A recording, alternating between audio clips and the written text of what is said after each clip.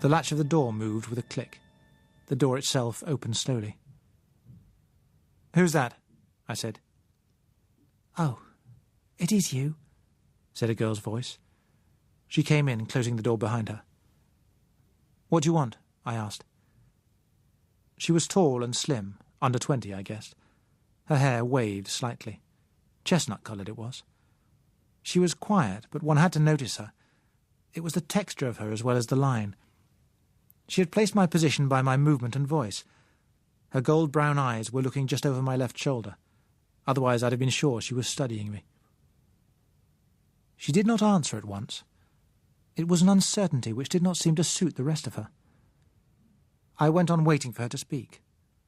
A lump got into my throat somehow. You see, she was young and she was beautiful. There should have been all life, maybe a wonderful life before her. And isn't there something a little sad about youth and beauty in any circumstances? "You're going to go away from here?" she said. It was half question, half statement, in a quiet voice, a little unsteadily. "I've never said that," I countered. "No," she admitted. "But that's what the others are saying.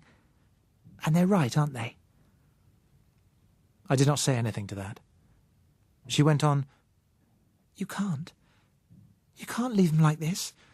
They need you." "I'm doing no good here," I told her. "All the hopes are false." "But suppose they turned out not to be false?" "They can't, not now. Would have known by this time." "But if they did, after all, and you had simply walked out?" "Do you think I haven't thought of that? I'm not doing any good, I tell you. I've been like the drugs they inject to keep the patient going a little longer. No curative value, just putting it off." She did not reply for some seconds. Then she said unsteadily, "Life is very precious, even like this." Her control almost cracked. I could not say anything. She recovered herself. "You can keep us going. There's always a chance, just a chance that something may happen, even now." I had already said what I thought about that. I did not repeat it. "It's so difficult," she said, as though to herself. "If I could only see you. But then, of course, if I could... Are you young? You sound young." "I'm under 30, I told her, and very ordinary." "I'm 18.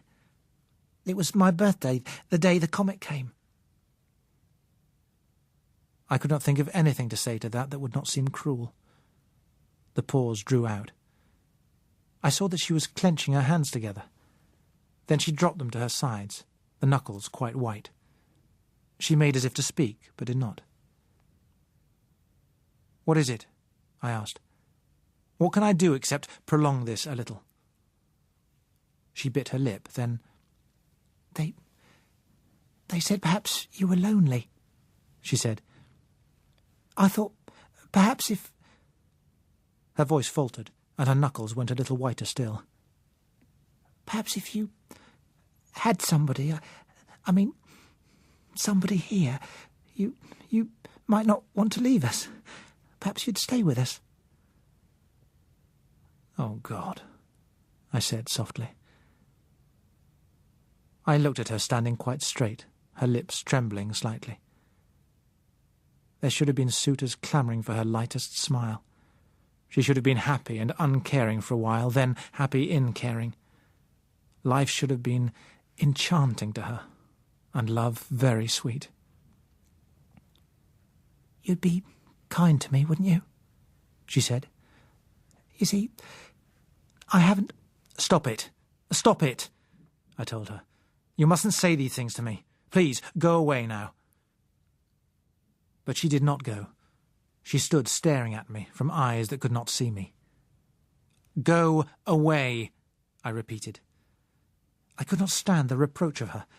She was not simply herself. She was thousands upon thousands of young lives destroyed. She came closer. "Why, I believe you're crying," she said. Go away. For God's sake, go away, I told her. She hesitated, then she turned and felt her way back to the door. As she went out, "You can tell them I'll be staying," I said. The first thing I was aware of the next morning was the smell. There had been whiffs of it here and there before, but luckily the weather had been cool. Now I found that I'd slept late into what was already a warmer day. I'm not going into details about the smell. Those who knew it will never forget it. For the rest, it is indescribable. It rose from every city and town for weeks, and travelled on every wind that blew. When I woke to it that morning, it convinced me beyond doubt that the end had come. Death is just the shocking end of animation. It is dissolution that is final. I lay for some minutes thinking. The only thing to do now would be to load my party into lorries and take them in relays into the country. And all the supplies we'd collected? They would have to be loaded and taken too. And I, the only one able to drive. It would take days, if we had days. Upon that, I wondered what was happening in the building now. The place was oddly quiet. When I listened, I could hear a voice groaning in another room. Beyond that, nothing. I got out of bed and hurried into my clothes with a feeling of alarm. Out on the landing, I listened again. There was no sound of feet about the house. I had a sudden nasty feeling as if history were repeating itself and I were back in the hospital again. "Hey, anybody here?" I called. Several voices answered. I opened a nearby door. There was a man in there. He looked very bad and he was delirious. There was nothing I could do. I closed the door again. My footsteps sounded loud on the wooden stairs. On the next floor, a woman's voice called, "Bill! Bill!" She was in bed in a small room there, the girl who had come to see me the night before. She turned her head as I came in. I saw that she had it too. "Don't come near," she said. "It is you, Bill?" "Yes." "I thought it must be. You can still walk. They have to creep. I'm glad, Bill. I told them you'd not go like that, but they said you had. Now they've all gone, all of them that could." "I was asleep," I said. "What happened?" "More and more of us like this. They were frightened." I said helplessly, "What can I do for you? Is there anything I can get you?" Her face contorted. She clutched her arms round her and writhed. The spasm passed and left her with sweat trickling down her forehead. "Please, Bill, I'm not very brave. Could you get me something to finish it?" "Yes," I said. "I can do that for you." I was back from the chemist's in 10 minutes. I gave her a glass of water and put the stuff in her other hand. She held it there a little. Then, "So futile, and it might all have been so different," she said. "Goodbye, Bill. And thank you for trying." I looked down at her lying there. There was a thing that made it still more futile. I wondered how many would have said, "Take me with you," where she had said, "Stay with us." And I never even knew her name. Chapter 9. Evacuation. It was the memory of the red-headed young man who had fired on us that conditioned my choice of a route to Westminster. Since I was 16, my interest in weapons has decreased, but in an environment reverting to savagery, it seemed that one must be prepared to behave more or less as a savage, or possibly cease to behave at all before long. In St. James's Street there used to be several shops which would sell you any form of lethalness, from a rook rifle to an elephant gun, with the greatest urbanity. I left there with a mixed feeling of support and banditry. Once more I had a useful hunting knife. There was a pistol with the precise workmanship of a scientific instrument in my pocket. On the seat beside me rested a loaded 12-bore and boxes of cartridges. I had chosen a shotgun in preference to a rifle. The bang is no less convincing, and it decapitates a Triffid with a neatness which a bullet seldom achieves. And there were Triffids to be seen right in London now. They still appear to avoid the streets when they could, but I had noticed several lumbering across Hyde Park, and there were others in Green Park. Very likely they were ornamental, safely docked specimens. On the other hand, maybe they weren't. And so I came to Westminster. The deadness, the finish of it all, was italicised there.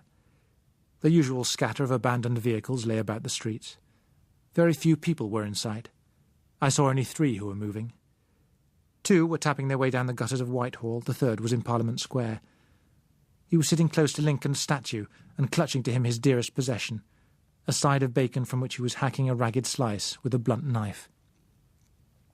Above it all rose the Houses of Parliament, with the hands of the clock stopped at 3 minutes past 6. It was difficult to believe that all that meant nothing any more, that now it was just a pretentious confection in uncertain stone which could decay in peace. Let it shower its crumbling pinnacles onto the terrace as it would, there'd be no more indignant members complaining of the risk to their valuable lives. Into those halls which had in their day set world echoes to good intentions and sad expediencies, the roofs could in due course fall. There would be none to stop them, and none to care. Alongside, the Thames flowed imperturbably on. So it would flow until the day the embankments crumbled and the water spread out and Westminster became once more an island in a marsh. Marvellously clear-fretted in the unsmoked air, the Abbey rose, silver-grey. It stood detached by the serenity of age from the ephemeral growths around it. It was solid on a foundation of centuries, destined perhaps for centuries yet to preserve within it the monuments to those whose work was now all destroyed. I did not loiter there. In years to come I expect some will go to look at the old Abbey with romantic melancholy, but romance of that kind is an alloy of tragedy with retrospect. I was too close. Moreover, I was beginning to experience something new, the fear of being alone. I had not been alone since I walked from the hospital along Piccadilly, and then there had been bewildering novelty in all I saw. Now, for the first time, I began to feel the horror that real loneliness holds for a species that is by nature gregarious. I felt naked, exposed to all the fears that prowled. I made myself drive on up Victoria Street. The sound of the car itself alarmed me with its echoes. My impulse was to leave it and sneak silently on foot, seeking safety and cunning like a beast in the jungle. It needed all my willpower to keep myself steady and hold to my plan. For I knew what I should have done had I chanced to be allocated to this district. I should have sought supplies in its biggest department store. Somebody has stripped the provision department of the Army and Navy stores, all right, but there was no one there now. I came out by a side door. A cat on the pavement was engaged in sniffing at something which might have been a bundle of rags, but was not. I clapped my hands at it. It glared at me, and then slunk off. A man came round a corner. He had a gloating expression on his face, and was perseveringly rolling a large cheese along the middle of the road. When he heard my step, he halted his cheese and sat on it, brandishing his stick fiercely. I went back to my car in the main street. The probability was that Josella, too, would have chosen a hotel as a convenient headquarters. I remembered that there were several round Victoria Station, so I drove on there. It turned out that there were vastly more of them than I had thought. After I had looked into a score or more without finding any evidence of organised squatting, it began to seem pretty hopeless. I looked for someone to ask. There seemed a chance that anyone still alive here might owe it to her. I had seen only 6 capable of moving since I arrived in the district. Now there seemed to be none. But at last, near the corner of Buckingham Palace Road, I came across an old woman sitting huddled on her doorstep. She was tearing at a tin, with broken fingernails, and alternately cursing and whimpering over it. I went to a small shop nearby and found 6 tins of beans overlooked on a high shelf. I discovered a tin opener too, and went back to her. She was still futilely scrabbling away at her tin. "You'd better throw that away. It's coffee," I told her. I put the opener into her hand and gave her a tin of beans. "Listen to me," I said. "Do you know anything of a girl round here? A girl that can see? She'd be in charge of a party, most likely." I was not very hopeful, but something must have helped the old woman to keep going longer than most. It seemed almost too good to be true when she nodded. "Yes," she said, as she started the opener. "You do? Where is she?" I demanded. Somehow it never occurred to me that it could be anyone but Josella. But she shook her head. "I don't know." I was with her lot for a bit, but I lost them. An old woman like me can't keep up with the young ones, so I lost them. They'd not wait for a poor old woman, and I couldn't never find them again." She went on cutting intently round the tin. "Where is she living?" I asked. "We was all in a hotel. Don't know where it was, or I'd have found them again." "Don't you know the name of the hotel?" "Not me. 'Tain't no good knowing the names of places when you can't see to read them, nor nobody else can't neither." "But you must remember something about it." "No, I don't." She lifted the can and sniffed cautiously at the contents. "Look here," I said coldly. "You want to keep those tins, don't you?" She made a movement with one arm to gather them all to her. "Well then, you'd better tell me all you can about that hotel," I went on. "You must know, for instance, whether it was large or small." She considered, one arm still protectively about the tins. "Downstairs it sounded sort of hollow, like it might be biggish, likely it was smart too. What I mean, it had them quiet carpets and good beds and good sheets." "Nothing else about it?" "No, not as... Yes, there was, though.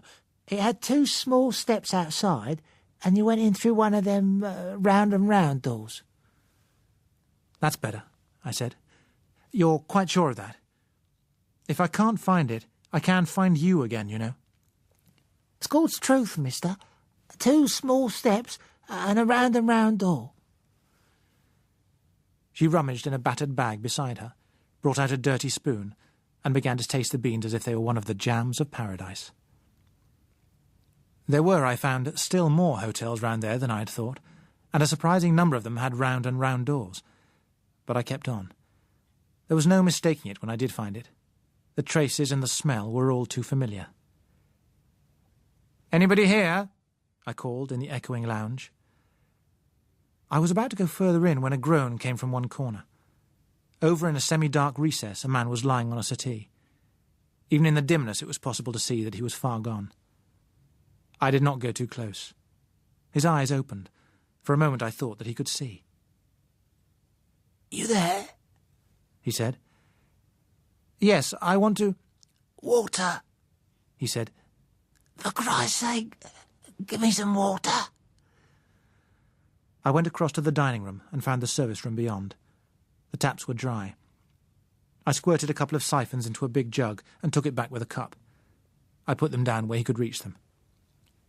"Thanks, mate," he said. "I can manage. You keep clear of me." He dipped the cup into the jug and then drained it. "Oh, God," he said. "Did I need that?" And he repeated the action. "What you doing, mate? Tain't healthy round here, you know." "I'm looking for a girl who can see. Her name's Josella. Is she here?" "She was here, but you're too late, chum." A sudden suspicion struck me like a physical stab. "You don't mean—" "No, ease off, mate. She ain't got what I got. No, she's just gone, same as all the rest what could." "Where did she go? Do you know?" "I can't tell you that, mate." "I see," I said heavily. "You best be going too, chum. Hang around here long and you'll be staying for keeps, like me." He was right. I stood looking down at him. "Anything else I can get you?" "No, this'll last me. I reckon it won't be much longer I'll need anything." He paused, then he added, "Bye, mate, and thanks a lot. And if you do find her, look after her proper. She's a good girl." While I was making a meal of tinned ham and bottled beer a little later, it occurred to me that I had not asked the man when Josella had left, but I decided that in his state he would be unlikely to have any clear idea of time. The one place I could think of to go to was the university building. I reckoned Josella would think the same, and there was a hope that some others of our dispersed party might have drifted back there in an effort to reunite. It was not a very strong hope, for common sense should have caused them to leave the town days ago. 2 flags still hung above the tower, limp in the warm air of the early evening. Of the 2 dozen or so lorries that had been accumulated in the forecourt, 4 still stood there, apparently untouched. I parked the car beside them and went into the building. My footsteps clattered in the silence. "Hello! Hello there!" I called. "Is there anyone here?" My voice echoed away down corridors and up wells, diminishing to the parody of a whisper and then to silence. I went to the doors of the other wing and called again. Once more the echoes died away unbroken, settling softly as dust. Only then, as I turned back, did I notice that an inscription had been chalked on the wall inside the outer door. In large letters it gave simply an address: Tinsham Manor, Tinsham, near Devizes, Wiltshire. That was something, at least.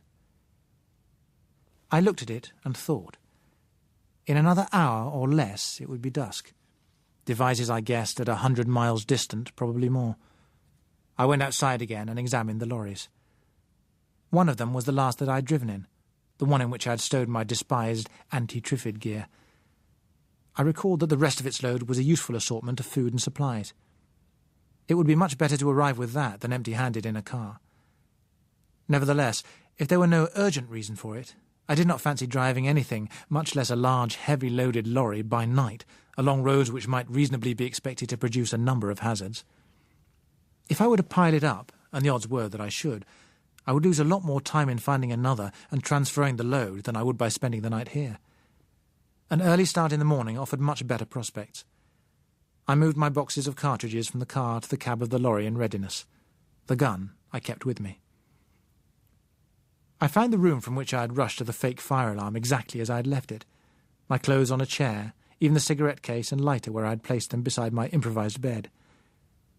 It was still too early to think of sleep. I lit a cigarette, put the case in my pocket, and decided to go out.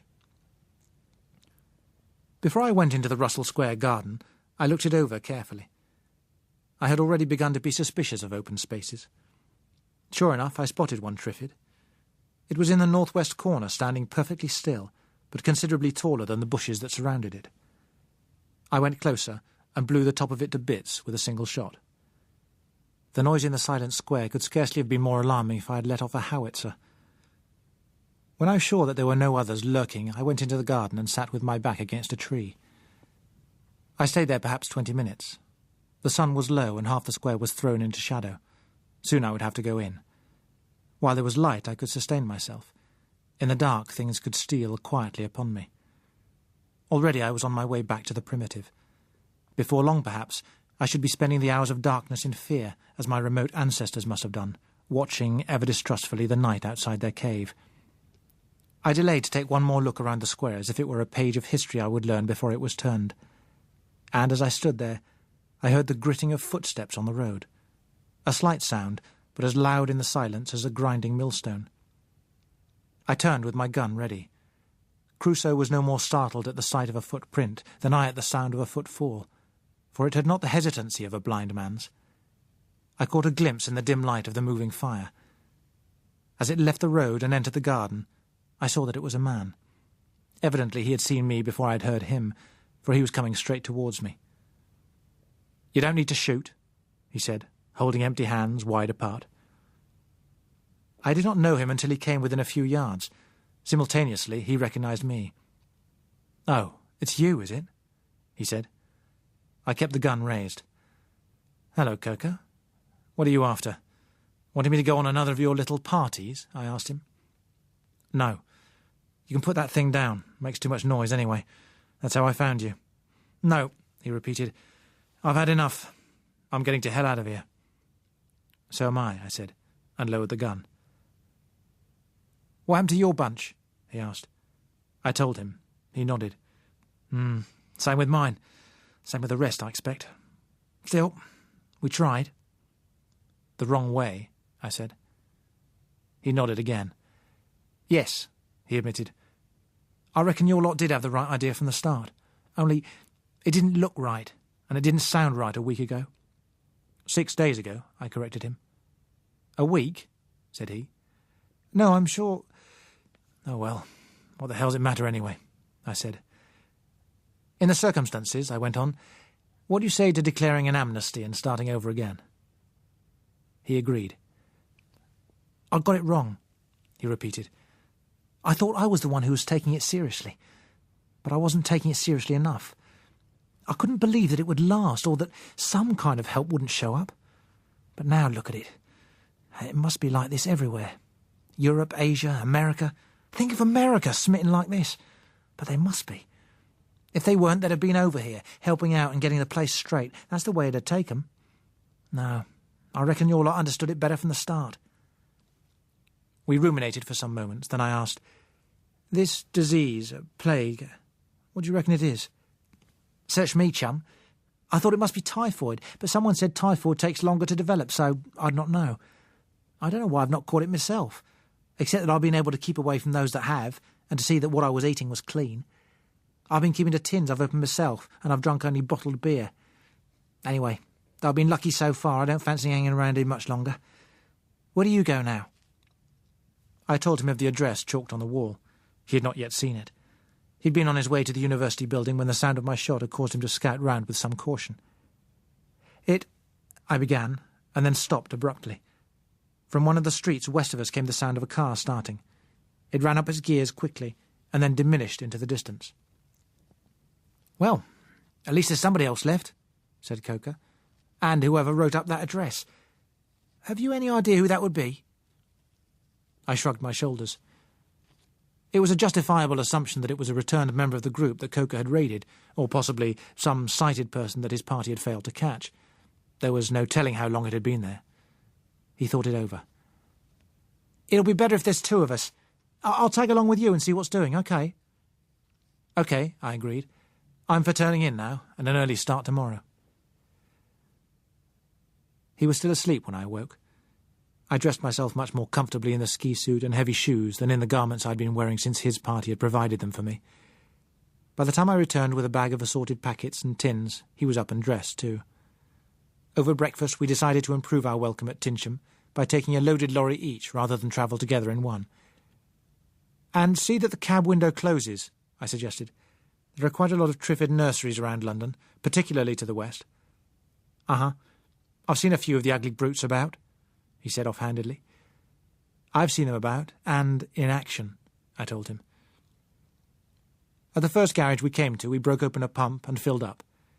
Then, sounding in the silent streets like a convoy of tanks, we set off westwards with my 3-tonner in the lead.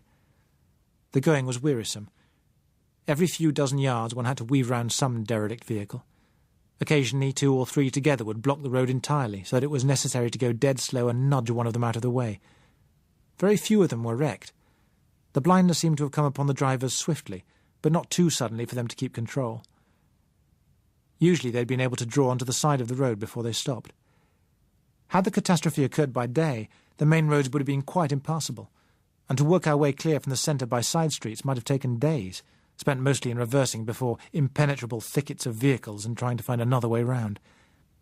As it was, I found that our overall progress was less slow than it seemed in detail, and when after a few miles I noticed an overturned car beside the road, I realised that we were by this time on a route which others had followed and partially cleared ahead of us. On the further outskirts of Staines, we could begin to feel that London was behind us at last. I stopped and went back to Coker. As he switched off, the silence closed, thick and unnatural, with only the click of cooling metal to break it. I realised suddenly that I had not seen a single living creature, other than a few sparrows, since we had started. Coker climbed out of his cab. He stood in the middle of the road, listening and looking around him. "And yonder all before us lie, deserts of vast eternity," he murmured. I looked hard at him. His grave, reflective expression turned suddenly to a grin. "Or do you prefer Shelley?" he asked. "My name is Ozymandias, King of Kings. Look on my works, ye mighty, and despair." Come on, let's find some food.